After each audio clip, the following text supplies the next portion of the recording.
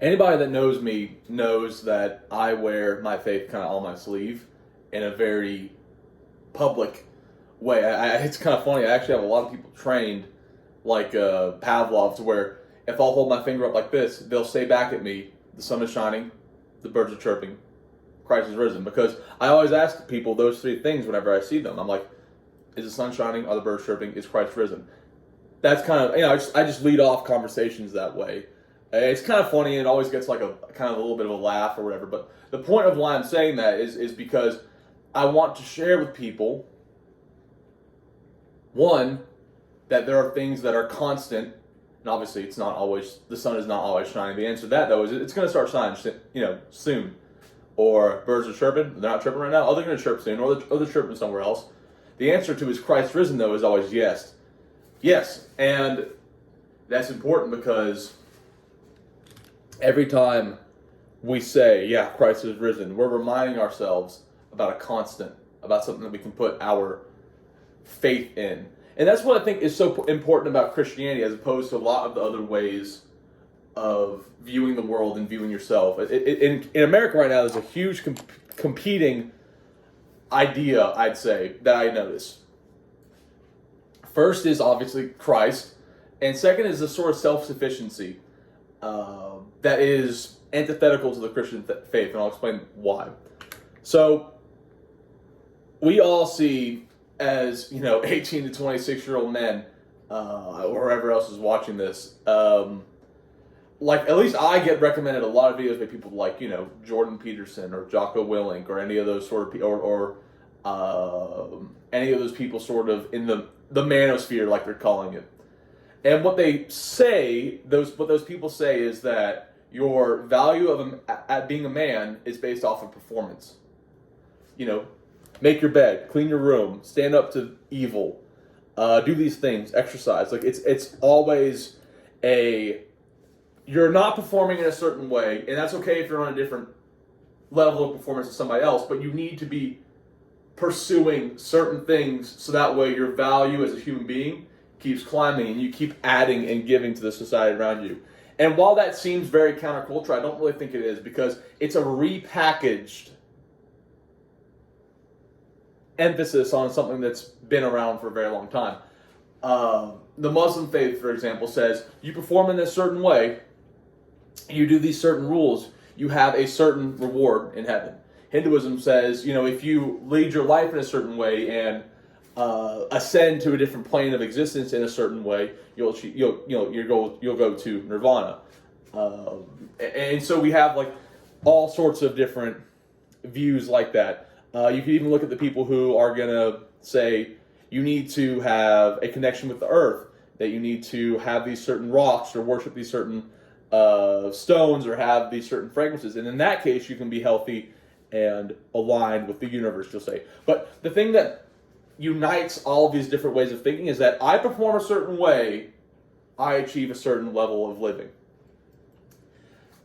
As far as I'm aware, and feel free to write in the comments if there is something that is different or if your faith wasn't properly represented in my summary, but as far as I'm aware, Christianity is the only way of living that shifts the responsibility of my value onto somebody else. Because as a Christian, I say, I am defined by what Christ says about me. I'm defined by Christ's sacrifice to atone for my sins. In fact, I'm actually not even able to create my own value because I exist as a reflection of God's glory. And I think one of the reasons that that's such an unattractive thing for a lot of people to hear is because, well, I like to take pride in who I am. I like to take pride in my performance. I like to take pride in, like, I'm a fairly fit guy. Being in the military, I like to have a higher PT score than other people, or I like to have higher test scores. Especially in the military, it's a very tiered environment where you have a certain number or a certain letter more than everybody else. You're assigned, a certain promotion value. And so you limit a person's value down to a number of how much they perform. And that's an easy way to live because I'm responsible for it. It takes a lot of faith for me to say, actually, I can't be responsible for, one, leading my life, two, making my own value, and three, what happens after I die. Because we'll hear it said that, oh, life after death, there is no life after death. That's actually a little bit more comforting than there is life after death, because if there is life after death, well, hell, I got to do something about that. You know what I mean? So, in that vein, why faith is so important to me is because I've just reached, very early on in life, I reached a point where I cannot create value for myself. And that's what Jesus says, like, all have fallen short of the glory of God.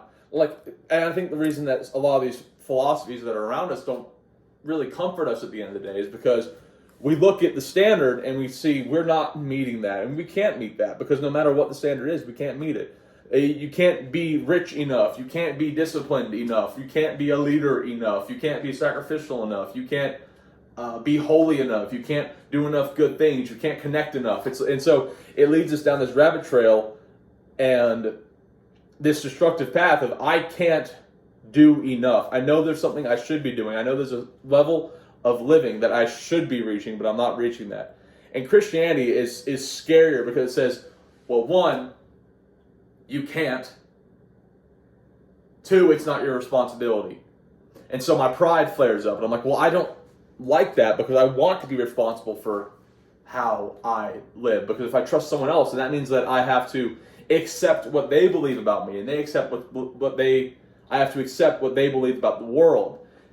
And so I have to be less than. I can't be my own God. I have to be worshiping and submitting to a different God. So my pride doesn't like that.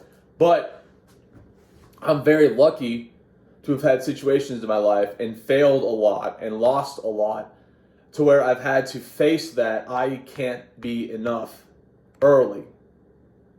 And that I can't be enough early led me to Christ, because there's only way I could see value and beat addiction and build a life worth living was in submission and servitude, honestly, of Christ. And so what makes faith so valuable to me is that I can trust God with what I say about myself, with what I believe about myself. The days that I don't feel like I am smart or strong or valuable or worthy or a good son, a good friend, a good Marine, or a good anything. Like the days that I feel that way, I can look at what God says about me, and I can, or when I feel afraid or I feel not capable enough. Fear has been really something that I've had to deal with recently. I'm kind of putting myself into a difficult environment that has a high washout rate, let's say.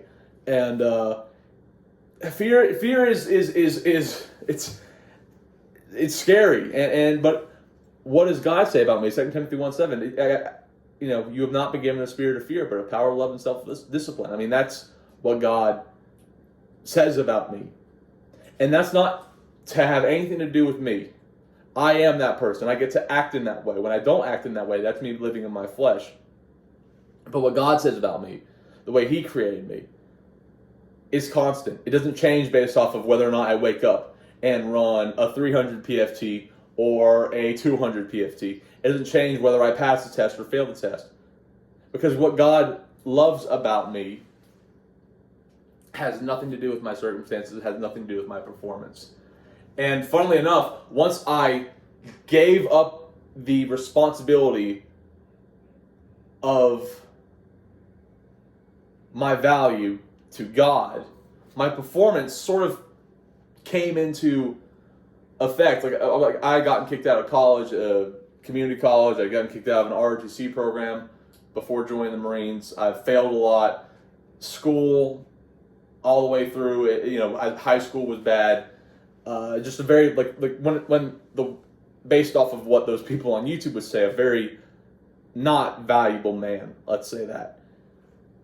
And once I came to Christ in a way where it's like, I can't build my own value.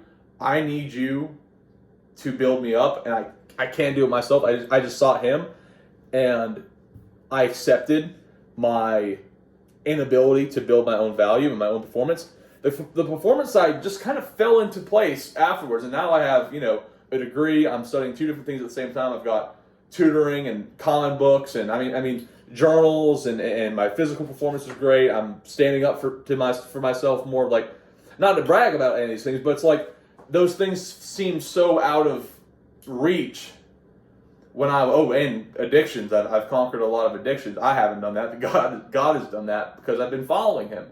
And the more you follow, the more you walk on this path with God. If I'm having my performance right here, and there's a bag that's right here, and I'm trying to drag it with me, but the bag's too heavy. When I accept that God is responsible for the bag, I can just keep walking. The further that I follow God, the further that weight and those addictions are behind me. And that doesn't mean that they don't flare up, or they haven't flared up in the past.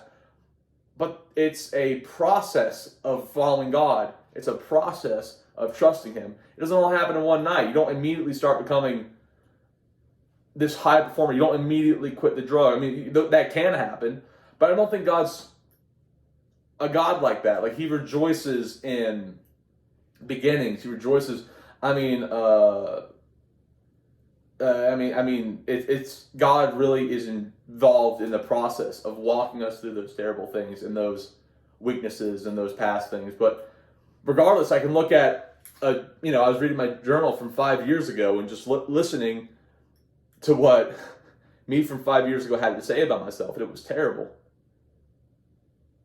And now I read what I have to say about myself now, and it's after that long 5-year journey of really seeking God. Now I actually am okay, that terrible self-body image, that terrible self-hatred, the addictions, the laziness, those sorts of things, they just kind of, not to say I don't struggle with them some days, but they just kind of found their place underneath what God says about me. So, and the answer to why is my faith important to me? It's because I've tried carrying the responsibility of making myself valuable, and it hasn't worked. And with God, it just has. So I want to encourage you to look at what God might have to say about you. What does God say about your value? What does God say about you as a man or a woman or anything? Seek that a little bit.